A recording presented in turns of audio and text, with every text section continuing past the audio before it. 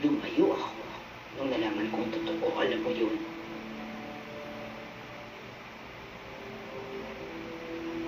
Sino ba sa atin ang dapat magpaliwanag kanino?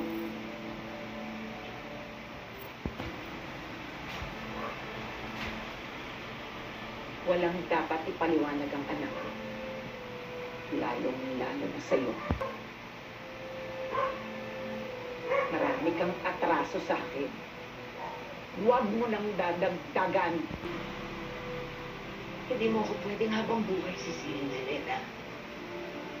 We both know na biktima tayong dalawa dahil sa mga pinagagawa ni Antonio. Dahil sa mga ginawa niya sa akin. Natuto akong manindigan. At yun ang ginagawa ko dito.